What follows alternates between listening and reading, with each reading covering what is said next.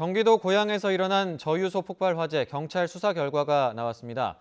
대한송유관공사 경인지사 측이 당시 화재 당시에 최초 18분 동안 불이 난 사실을 몰랐던 것으로 드러났고 풍등이 화재 원인이다 이런 경찰 수사 결과가 나왔습니다.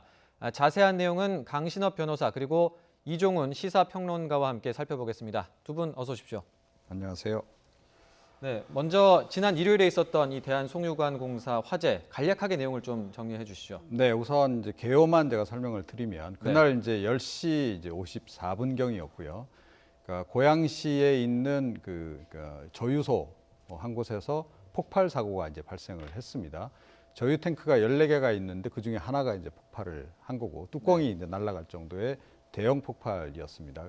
이후에 뭐 그 근처에 있던 스프링클러들이 작동을 했고 진화폼을 이제 계속 쏘면서 이제 진화를 시도를 했는데요.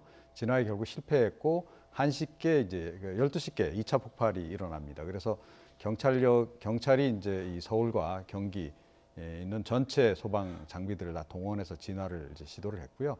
여기에 이제 기름이 무려 그 휘발유가 440만 리터. 그러니까 한 개 주유소가 대략 휘발유가 한 10만 리터 정도 이렇게 가지고 있대요. 그러니까 한 40개 정도의 주유소가 가지고 있는 그 분량의 기름이 이제 활활 타오르기 시작한 거죠. 그래서 한쪽에서는 기름 빼고 한쪽에서는 또 이제 물을 집어넣고 그렇게 해서 무려 17시간 진화를 한 끝에 결국은 이제 그 다음 날 새벽에 4시께 진화를 한 그 사건입니다. 네, 정말 큰 불이었는데 이제 오늘 오전에 이 불이 왜 일어났냐 경찰의 중간 수사 결과 발표가 있었습니다. 그 영상도 같이 공개를 했는데 한번 보면서 좀 얘기를 했으면 좋겠습니다. 네, 맞습니다. 사실은 저렇게 이제 저유소에서 큰 불이 나고 나서 도대체 왜 불이 난 거냐 이것이 궁금했지 않습니까? 네. 그러니까 그 안에서 어떤 내부 폭발이라든지 내지는 누구 방화라든지 시스템 문제라든지 여러 가지 문제가 있을 수 있었죠. 네. 그런데 이번에 이제 수사를 통해서 저렇게 풍등이 원인이다 이렇게 밝혀진 겁니다. 지금 화면에 나오고 있던 좀 그렇죠? 전에 그 사람이 이제 스리랑카 국적의 그렇습니다. 외국인 노동 저 근로자인데요. 풍등이 날아가고 있죠. 저 풍등이라고 하는 거는 저거 소형 열 기구라고 보면 됩니다. 고체 연료에다 불을 붙여가지고 종이로 만든 소형 열 기구인데 저것이 이제 지금 떨어지면서 잔디밭에 말이죠. 저유소라고 하는 그 근처에 그러면서 이제 불이 잔디밭에 먼저 붙어가지고 그것이 점차 퍼져나가면서 저유소에 지금 그 유증기 환구통이 있거든요. 네. 환기통 이제 불이 들어가가지고 폭발을 했다라고 하는 것인데요. 지금 뭐 그거는 저기 CCTV에서 분명히 보여지고 있고 그렇기 때문에 이제 인과관계는 밝혀졌다. 그러니까 저유소에 어떤 불이 일어난 이유는 저렇게 화면이 분명하게 보여지고 있기 때문에요. 네. 물론 저기에 대해서도 과연 저 풍등 때문이냐 아니면 다른 이유가 있는데 저거를 얘기하는 것이냐 뭐 이런 얘기가 있습니다만은 네. 제가 볼 때는 저 정도면 저 풍등 때문에 불이 난 것만은 분명한 것 같습니다. 지금 저 풍등을 날린 사람이 스리랑카 국적의 외국인 근로자로 지금 확인이 됐는데 네. 그러면 어떤 혐의가 적용이 됩니까? 저거는 이제 중실화죄라고 볼 수 있는데요. 물론 저거는 뭐 중실화인지 내지는 좀 더 따져봐야 되겠습니다만은 일단 경찰에서는 긴급 체포를 했어요. 네. 중실화로 보고 그리고 구속영장을 신청을 했습니다. 그럼 왜 중실화라고 보는 거냐면은 조금만 주의를 기울였더라면 저런 화재가 나지 않았을 텐데, 즉 화재를 방지할 수 있었을 텐데. 근데 그렇게 보는 이유가 뭐냐면 저 스리랑카 저 사람이 그 주위에 주변에 네. 저유소가 있는 걸 알고 있었다는 거죠. 왜 그러냐면 저 쫓아가다가 풍등을 말이죠. 그 떨어지는 것을 보고서 돌아서 네. 도망을 갔어요. 사실은 그 터널 공사 현장에서 일을 하고 있던 사람인데 그 4시 반에 인근 야산으로 도망갔다가 긴급 체포가 되거든요. 네. 뭐 그런 것 때문에 저렇게 이제 불이 저유소에 날 수 있다는 것을 알면서도 풍등을 날렸기 때문에 그래서 중실화죄다 이렇게 보고 있고 네. 그렇게 되면 3년 이하의 징역이나 2천만 원 이하의 벌금에 처해질 수 있습니다. 이 외국인 근로자 풍등을 왜 날렸는지도 좀 궁금한데요. 혹시 네. 이유가 나온 게 있나요? 그러니까 그 인근에 있는 초등학교에서 그날 행사가 하나 있었다 그래요. 그러니까 네. 아버지의 날 뭐 행사 이런 게 있었고 거기서 아마 이제 풍등을 날린 모양입니다. 근데 이제 그 가운데 뭐 한 2개 정도가 이쪽 지역으로 떨어졌나 봐요. 공사 현장으로. 그러니까 풍등을 날리게 되면 다 한 곳에 떨어지는 게 아니잖아요. 네. 자, 그러니까 이제 거기에 이제 떨어진 거고 그걸 이제 발견하고 호기심에 이제 자기는 불을 다시 피웠다.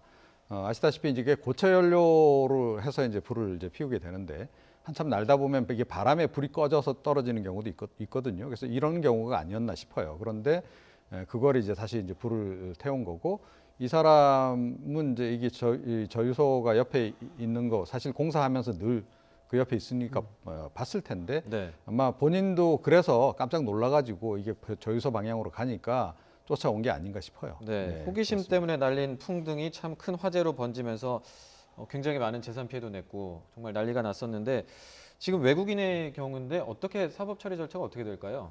일단은 뭐 긴급 체포가 돼서 구속영장 신청이 됐고요. 뭐 외국인이라 하더라도 우리 사법 체계에 의해서 벌 받을 수 있는 것이니까요. 다만 뭐 저것이 지금 일단은 뭐 중실화로 이제 의유를 하고 있습니다만은 그거는 좀 더 따져봐야 되겠고요. 어쨌든 간에 저거는 저 사람이 이제 문제는 저 공사 현장이 말이죠. 송유관 공사 그 현장입니다. 그렇기 때문에 강매 터널이라고 얘기하는데 그 옆에 저유소가 있다는 걸 잘 알고 있었어요. 네. 그와 관련된 송유관 공사 현장이기 때문에 그렇습니다. 그래서 그걸 알고서도 그와 같이 풍등을 날렸다는 것은 어쨌든 주의 의무를 다하지 않은 것으로 볼 수 있기 때문에 네. 처벌은 받아야 될 것이고요. 우리 법에 의해서 처벌을 합니다. 배상 문제가 좀 어떻게 될지 지금 궁금한데 이분이 배상액을 낼 능력이 있나 이런 것도 참 의문이고요. 이 부분은 좀 어떻게 될 걸로 전망하십니까? 지금 43억 정도의 피해가 났다고 그러거든요. 네. 근데 저 사람이 이제 근무하고 있는 것이 이제 두 가지로 볼 수 있는데 하나는 개인적 책임을 볼 수 있고요. 또 하나는 저 사람이 소속된 곳, 네. 사용자 책임 뭐 이런 걸 이제 얘기할 수 있는데 아마 일일 공사를 하는 사람이라면 일일 근로자 그러니까 그렇다면 그 소속이 어떤지 모르겠어요. 그래서 그 경우에 따라서는 저 사람을 고용한 그런 업체에서 네. 일부 책임을 질 수도 있는데 다만 저거는 개인적인 것이지 그 직무와 관련된 즉 사용자가 풍등을 날리는 것까지 그걸 막아야 되느냐, 그 막을 수 있었느냐 뭐 이런 것들을 좀 따져봐야 됩니다. 이분이 비전문 취업 비자로 입국했다고 네. 하던데 이런 거는 뭐 영향이 없나요? 그래서 이 뭐 E9 비자라고 얘기를 하는데요. 그것 때문에 뭐 지금 불법으로 취업한 건 아니니까 네. 그거와는 관계는 없을 겁니다. 네, 알겠습니다. 그리고 지금 또 한 가지 아쉬운 점이 이 대한송유관공사의 조치, 화재가 이제 발생하는 초기 18분 동안 그때 근무자가 있었는데도 불구하고 화재가 난 사실을 몰랐다는 점이 참 아쉬운데요. 그때 화재 감시 센터가 없는 게 좀 문제를 키웠다 이런 지적도 있는 것 같습니다. 네, 그렇습니다. 그러니까 이제 감지 센서, 외부 감지 센서가 없다 그래요. 그러니까 내부에서 이상이 생길 경우에는 감지하는 센서가 있는데 이게 좀 납득이 안 가는 부분이죠.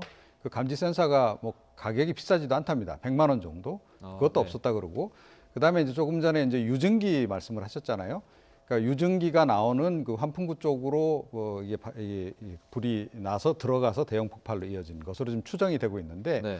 유증기 또 이 회수기라는 거 하는 장치도 좀 있거든요. 네. 그것만 설치했더라도 괜찮았을 것이다라고 얘기도 또 나오고 있어요. 네. 그리고 제가 보기에는 처음부터 설계 자체가 좀 잘못됐던 게 아닌가 싶기도 해요. 네. 그러니까 이 바닥이 잔디, 그 인근이 다 잔디 바닥이었다라고 하는데 보통은 이런 그 저유조들을 이렇게 저유 탱크들을 쫙 설치하게 되면 다 콘크리트 바닥으로 일부러 만들거든요. 네. 다 화재 위험성 때문에 그런 겁니다.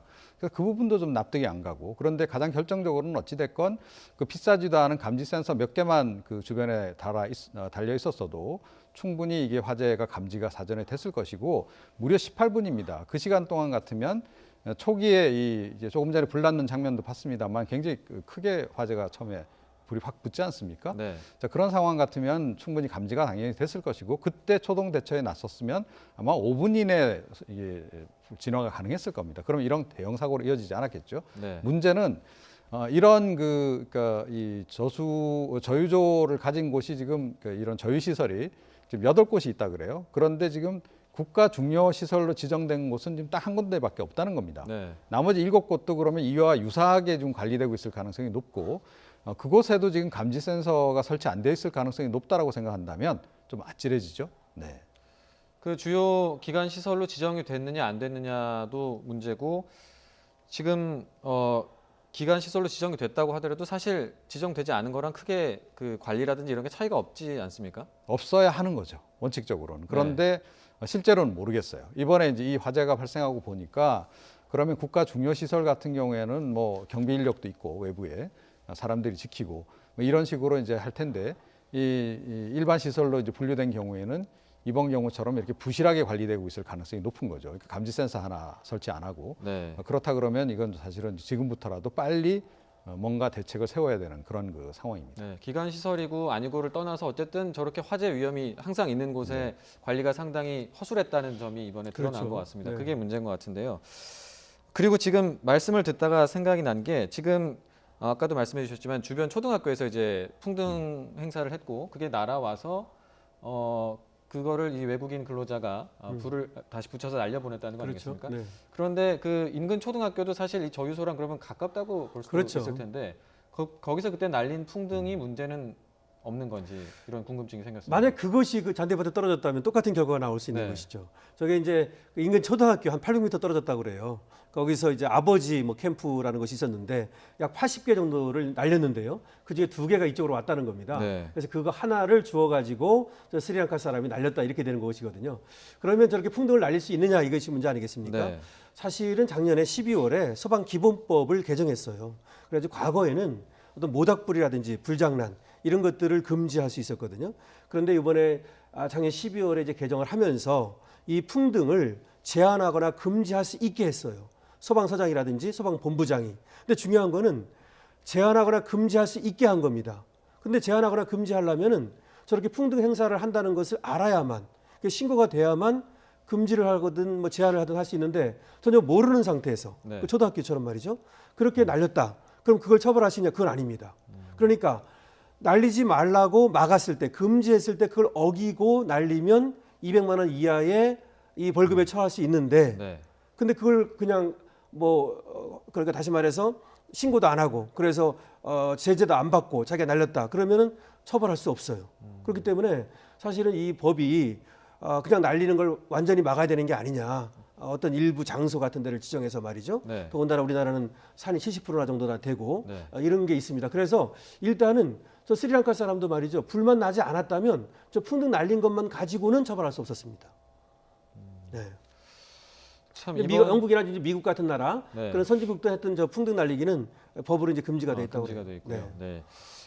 좀 이런 위험 장소 주변에서 풍등을 날리는 거에 대해서 좀 다시 한번 생각을 해봐야 될 것 그러니까 같습니다. 지금 조금 전에 말씀하셨듯이 이제 법적으로 약간 지금 허점이 분명히 존재하는 네. 거거든요. 그러니까 사전에 신고하지 않고 날렸어요. 그런데 거리가 이게 그러니까 800m, 500m 이렇게 짧은 것만 문제가 되는 게 아니거든요. 네, 풍등이 그렇죠. 날르면 또 이 바람의 방향에 따라서 아주 네. 멀리까지 날아갈 수도 어디로 있습니다. 갈지도 모르고. 그렇습니다. 그런데 네. 아시다시피 우리나라는 뭐 워낙 이 산지가 많기 때문에 이 풍등 자체는 아예 원초적으로 그러니까 이 미국이나 영국에서 하고 있듯이 금지를 아예 시켜야 한다라고 저는 생각을 해요. 지금 네. 사실은 이번 사고뿐만 아니고 이 풍등 때문에 난 지금 산불이 지금 상당히 여러 건이거든요.